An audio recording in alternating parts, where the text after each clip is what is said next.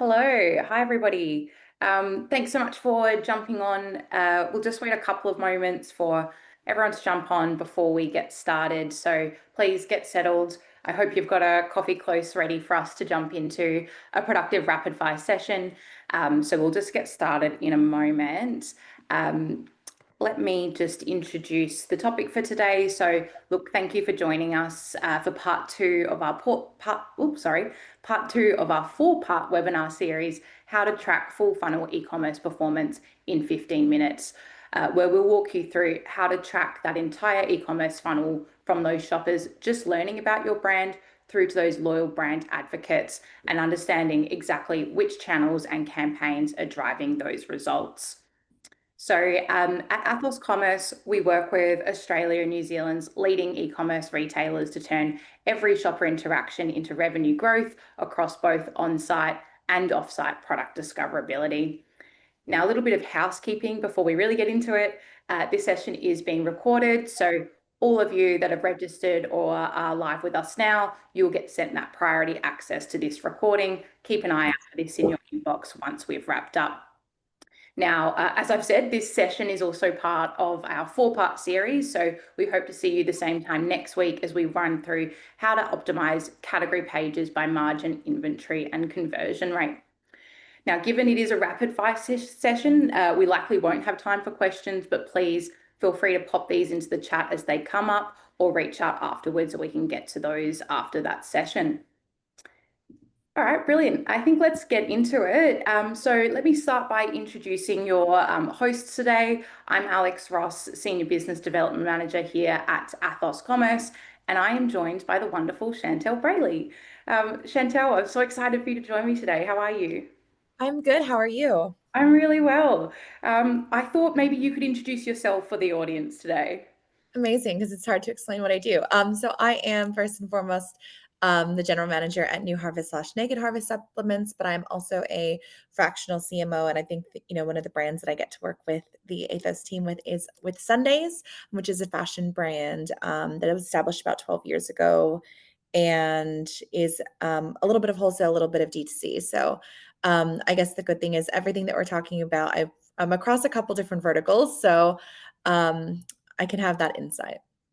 Yeah, exactly. And that's why I was so excited to have you on because, from fashion through to those, how would we call Naked Harvest supplements? Consumable items. I mean, they're supplements, but it's a food product at the end of the day. Exactly. Yeah. So there's a lot of different learnings in all those different industry verticals. And through your past history as well, you've probably touched on a few other verticals there Mhm. too. Definitely. Brilliant. Okay, so look, what we've put together for today's session is for those that are struggling to connect the dots between ads, site traffic, and actual sales. So to kick things off, I did just want to speak at a high level what that e-commerce full funnel actually is and why each stage acts as an important lever to pull within that e-commerce business. So it's really all about guiding potential customers from first discovering the brand to becoming loyal shoppers. And this is broken down into 5 key stages. I know some people will say there's 6 stages, but let's keep it simple for today. So at the top of that funnel, we obviously have awareness, right? So the goal at this stage is to attract attention, make potential customers aware of your brand or product. So think ads, social media, influencer collabs, content marketing. The focus here is that broad exposure piece.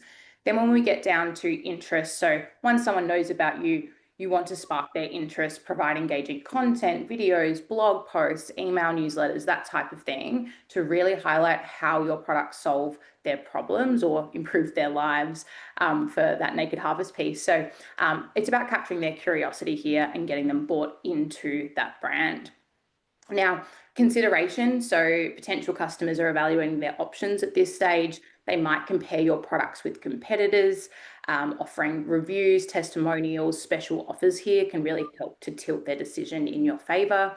And then we get to where the magic happens in that conversion piece. So turning browsers into buyers, having clear calls to action, easy checkout, reassurance around things like shipping, security, quality are critical at this stage as well. You need to make that purchase process as smooth as possible. And then that final stage is loyalty. So after the sale, focusing on building long-term relationships, using follow-ups, personalized emails, loyalty programs, offers to encourage that repeat purchase. Thinking as well, loyal customers not only repeat buyers, but they're also your brand ambassadors. We know word of mouth is one of the strongest tools when it comes to marketing. So, to set the scene here, Chantel, from your experience, what are the most common pitfalls e-commerce businesses face when trying to track that full funnel performance? Well, I feel like tracking full funnel performance is going to be the thing that, like, I know we chatted about it when we first caught up. Like, it can never be a 15-minute conversation because it's so difficult. And I think it is something that over the years, as we have more data blindness, it's difficult for us to look at.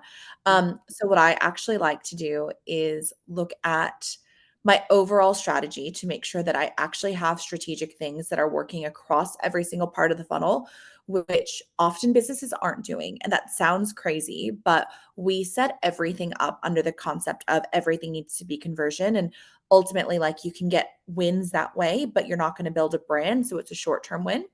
um, but when I'm looking at tracking, I actually love to go into from it the easiest form.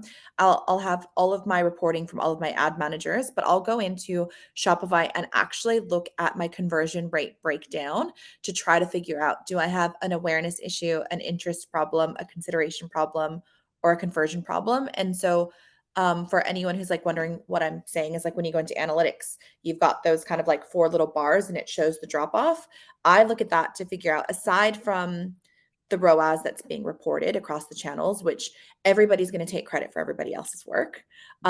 What is happening on my site that is showcasing how much somebody likes the product that I'm trying to sell?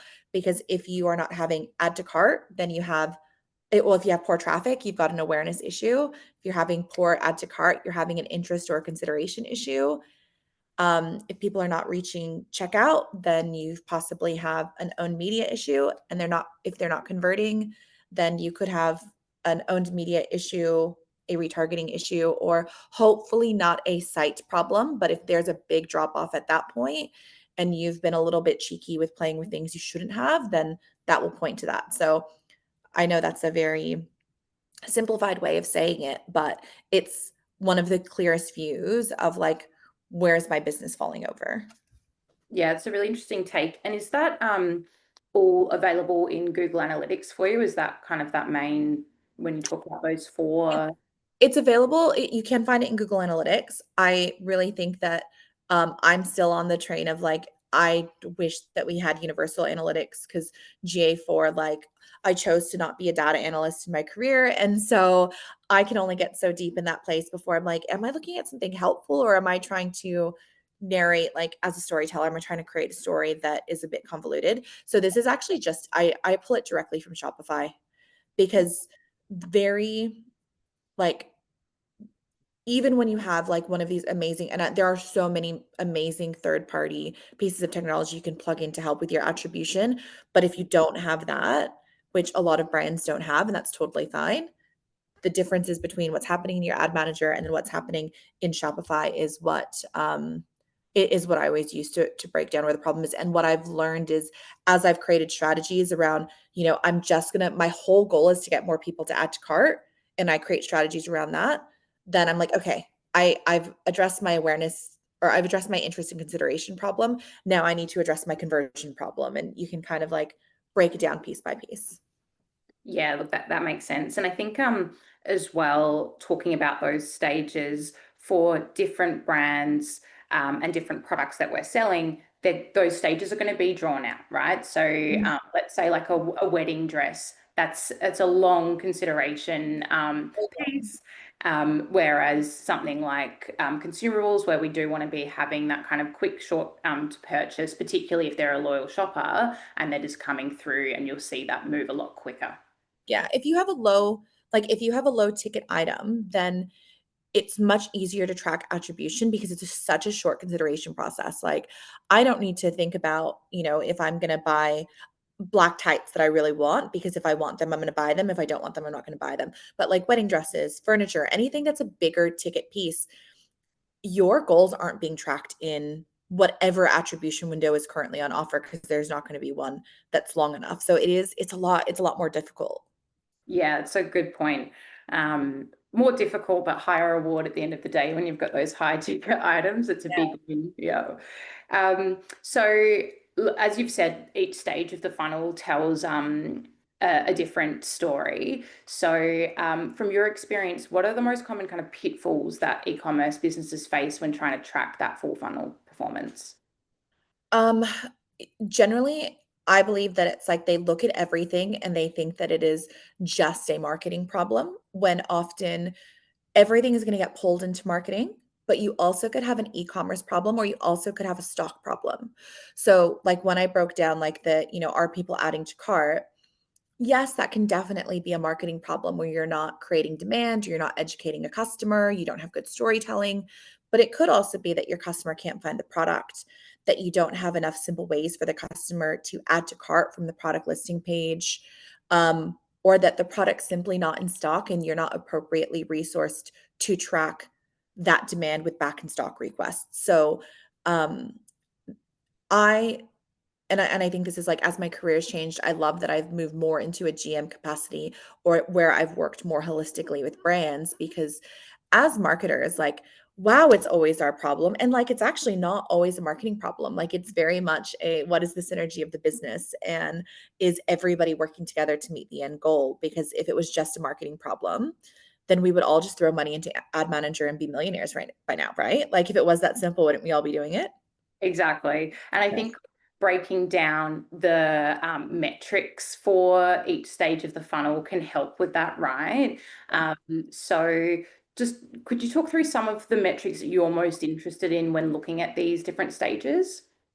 Um, the ones that I find most interesting, so I think like with awareness, I'll often look at from a paid perspective of impressions or CPM versus traffic. So of the people that I'm reaching who is actually coming through to the site um, with interest. Well, interest is like site is the site traffic. Sorry about that. But with interest, like I'll look at the overall website visits. And then I do also look at time on site. Too long of a time on site to me speaks to an e-commerce problem if people are not adding to cart. Because if they are willing to browse for multiple minutes and that there's no additional interaction, you likely have a site with friction. Mm-hmm. Consideration is definitely add to cart. Browse abandonment at a product level, not at a collection level, because they were interested enough to view, but they didn't add to cart. Um, as well as like, abandoning the cart.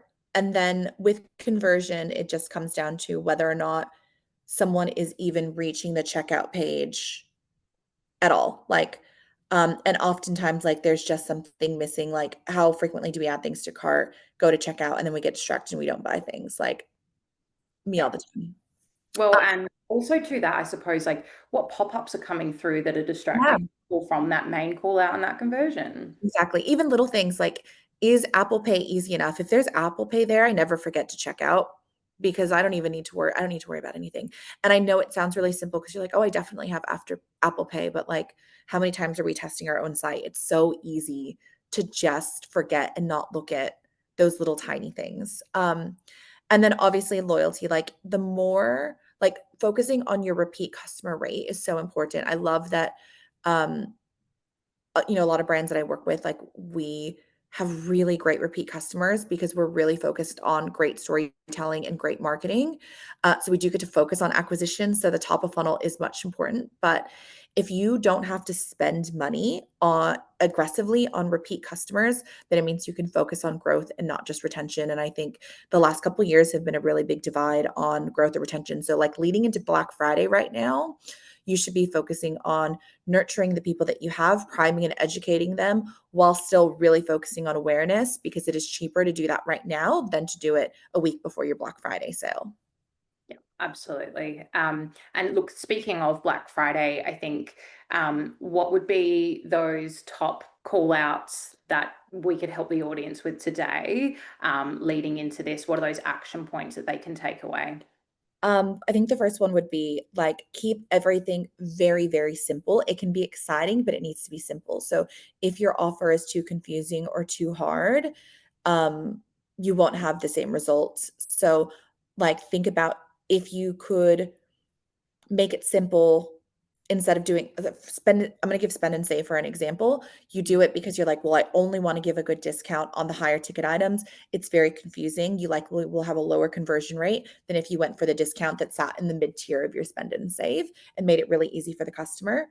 The other thing that I would say is just get 2 or 3 people that don't shop your brand that you know to secret shop your site. I think that's the really great thing about being in this industry.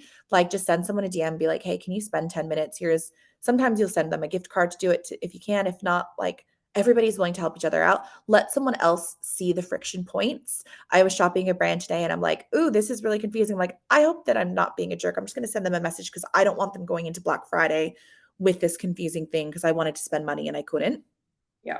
And then I think the last thing is make sure from an email side that you during Black Friday, short, simple, punchy, not with your campaign emails necessarily, but your flows. Like, if your flows are functioning outside of your sale offer period, you are going to lose any interest that you have that gets abandoned because you've got, a 7-day cart abandonment process to get to the end amount, when like really you should turn all of those off, have them short and sweet, and fire a couple hours after the abandoned cart reminding them of the offer that's for a limited time. So I think that's like one thing that often really gets forgotten, because it's like email flows are not really like the sexy side. You're focused on campaigns, but again, like, let's just Black Friday is kind of the one time where it is really about frequency and clarity more than any time of the year, because a lot of storytelling does have to get abandoned because there's so much noise. Yeah. And we should be telling that story throughout the year. And then when it comes to Exactly. the point, Yeah, prime everybody throughout the year, because like I'm already thinking about the brands that I want to shop at for Black Friday. Not because I don't shop at them full price, I still do, but because they've created such a high level of advocacy for me that if I can buy more, like, why not?